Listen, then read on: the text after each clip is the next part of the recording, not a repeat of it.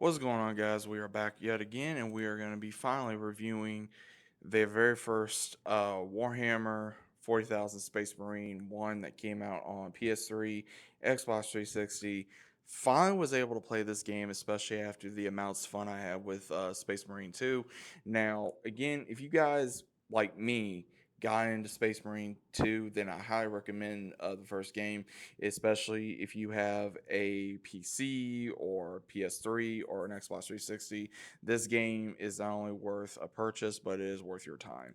I had a lot of fun playing this game. The reason why I had fun playing this game was because one, it was a little new. It was something different to the franchise of something that I'm not very used to, and learning more about the characters and what I like about them, and being able to see how they got from point A to point B, especially Captain Titus, who you play as in this major game. Now, for the recap of this game, you play as Captain Titus, and him and two other of his brothers for Space of the Ultramarines are deployed on this planet to stop an orc invasion, which again was kind of crazy because seeing orcs in this universe, especially with them using weapons and armor and like swords and axes, all that kind of stuff, it was cool. I will admit, it was really cool.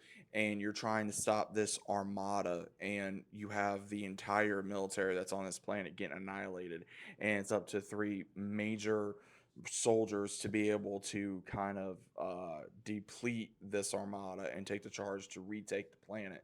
And you come up with this idea of, okay, let's try this to stop them. And when you do, you come across a scientist who's working on a so-called from the very first game to be able to stop them. But then when it happens, we see where this scientist was working with a demon, and then the demon comes out and just unleashes his army on this planet. So you have to deal with not one but two adversaries, and you have to use everything at your disposal to be able to counteract these enemies.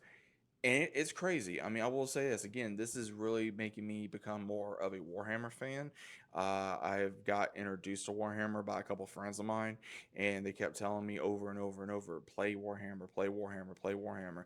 Whether it's the game or the books, the board game, the figures, whatever. And the amounts of information that I have seen on Warhammer is astounding from the fandom. And again, for anyone that has never played Warhammer, you never even thought about playing Warhammer, think of it as a mix between, I would say, Dead Space meets Gears of War meets Halo. That's the best way I know how to describe this game.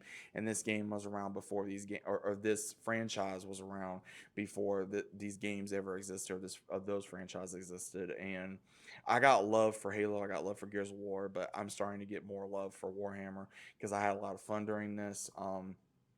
Being able to see how Titus was such a great leader, and then falling from grace, I guess you'd say, because his other brother in arms, Leandros, who again I can see why some people in the fandom do not like him, because he's one of those where he goes by this certain code that they have to go by, and if it steps out of line, then it's like, oh my gosh, how dare you? It's almost like, to me, the way that I took it was, it's one of those where, let's say you're in the military. Let's say if you're actually in the military, and you have this one guy or this one person that is a very religious person, or a very religious slash code person, and no matter what you do, they're always on you about this and that, no matter whether you're their commanding officer, or whether you're just a brother in arms, or they're right next to him. It's something like that. And again, I did not like Leandros. I felt like he was a sellout for Titus literally saving the planet and saving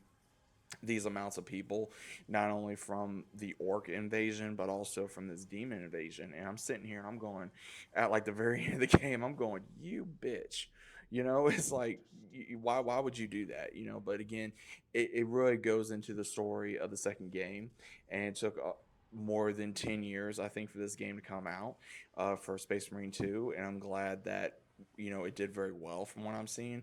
And I think Warhammer has another fan now. I mean, I've been literally digging into the lore.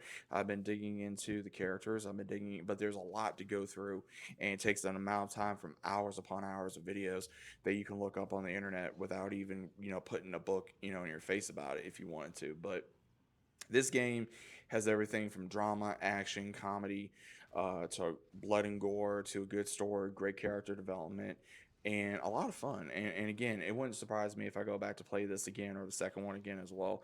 I had a lot of fun playing both games, and I don't regret purchasing either one. I highly recommend this franchise to a lot of people. If you like certain franchises, like I just stated, like Gears of War or Halo, you've never come across Warhammer, and you never, again, this is like the daddy of them before they were even a thing. And I highly recommend anyone that is a gamer or someone that wants a good story or good action, good character development, very much lore based with all these different creatures and how these soldiers become just ultra, no pun intended, just ultra badasses to take on amounts of hordes of enemies and pretty much be one of the left ones standing. So I highly recommend this game. I had a lot of fun.